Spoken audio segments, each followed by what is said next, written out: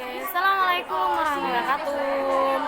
Alhamdulillahirrahmanirrahim. Wassalatu wassalamu ala asyrafil anbiya'i wal mursalin Sayyidina Maulana Muhammad wa ala alihi wasallam amma ba'du.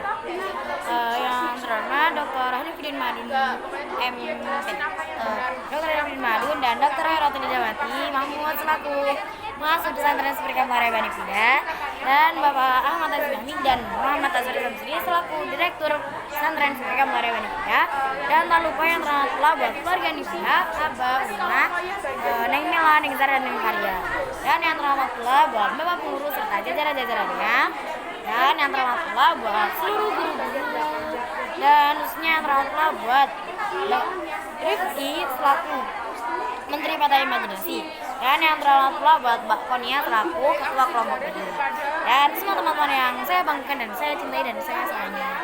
Oke, di sini saya akan mempresentasikan tentang nifak dan godok. Oke, yang pertama itu nifak.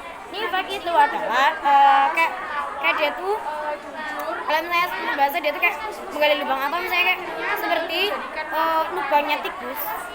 Tikus itu keluar dari lubang, itu dia cari lagi buat masuk dari lubang kayak gitu. Jadi kan, tapi kalau istilah nifak itu adalah ketidaksamaan apa itu dari lahir, sebab lahir dan batinnya. Nah, habis itu macam-macam dari nifak. Macam-macam dari nifak itu ada nifak amali, yaitu yang kayak dia tuh termasuk kayak karena perbuatan, nifak perbuatan. Terus ada juga yang kedua nifak itikodi, yaitu nifak karena tentang keyakinan ya. Yang ketiga itu tanda-tanda nifak. Tanda-tanda nifak itu yang pertama itu ketika dia tuh berbicara, selalu bicara itu kayak dusta, selalu bohong kayak gitu loh. Ketika dia tuh janji tapi dia tuh mesti nggak pernah nempatin, atau dia tuh mesti ngingkarin janjinya tersebut.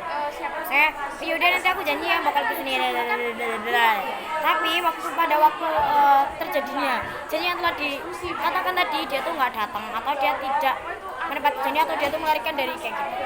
Ditanya, kenapa kamu kayak gini? Oh tadi aku kayak gini bas. Nah habis itu dia tuh jika dia tuh diberi kepercayaan maka dia tuh berkhianat gitu. Misalnya dia tuh aku nitip uang kamu karena aku percaya sama kamu kalau kamu tuh bisa jaga uangku. Ternyata dia sendiri yang ngambil uangnya, yang misalnya aku nitip uang ke si B. Nah aku bilang ke si B, aku percaya sama kamu karena aku nitip uang ke kamu karena aku percaya sama kamu. Tapi waktu aku minta uangku loh, cuma segini, gimana yang lainnya nggak tahu dia bilang gitu. Ternyata yang ngambil uangnya itu si dia sendiri. Jadi kayak dia tuh kayak mengkhianati apa yang telah dipercayakan kepada dia. Itu. Dan nilai-nilai negatif dari nifak yang pertama itu dia tuh karena dia tuh terbiasa untuk berbohong, malas beribadah, malas kayak yang buru-buru gitulah. Kayak dia tuh selalu kayak dia buat janji mesti dia itu ingkar terus kayak gitu. Tapi pernah bicara jujur. Itu akibat buruk dari nifak jika bagi diri sendiri itu adalah kita tuh kayak membuat akhlak tercela. Karena kita sadari kita tuh membuat akhlak tercela bagi diri kita sendiri dalam pandangan Allah Subhanahu wa taala. Itu kita juga dapat menjauhkan diri kita dari rahmat Allah gitu. Yang itu kayak cara menghindari nifak adalah kita tuh harus selalu bicara jujur, kayak mempunyai sikap amanah, dan selalu menepati janji yang telah kita buat atau kita sepakati. Terus selanjutnya ada keras hati. Keras hati itu biasanya disebut dengan ghadab. Nah, itu adalah kayak suatu kayak dia tuh merasa tidak senang atau panas hati karena disebabkan karena suatu sebab. Kayak misalnya saya tuh ada dia tuh nggak ngapa-ngapain. Nah, habis itu si B itu tiba-tiba datang kayak langsung narik kerudungnya gitu. Nah, jelasnya si A marah. Nah, si A marah itu kan dia kan sakit hati karena jadi dia tuh mempunyai sikap godap atau ya bahasa katanya dia tuh udah nggak mungkin. Dia jadi keras hati gitu sama si B. Karena apa kan ya? Makanya diganggu. Jadi si A itu marah karena si B. Itu nilai-nilai negatif dari keras hati atau godap itu adalah marah itu adalah sumber dari keburukan. Jadi kayak misalnya dia marah, itu ada orang tanya baik-baik, itu dia kayak langsung kayak udahlah kayak bicara kasar gitu ya. Kayak misalnya padahal dia tuh maksudnya bukan salah ini, tapi dia tuh kayak marah-marah kayak ini juga, kayak ini tuh ikut kena gitu.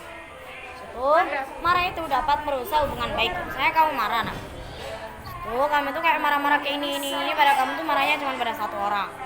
Terus kamu marah sama semua orang. Nah kayak gitu kamu tuh udah merusak hubungan baik kamu dengan orang-orang gitu.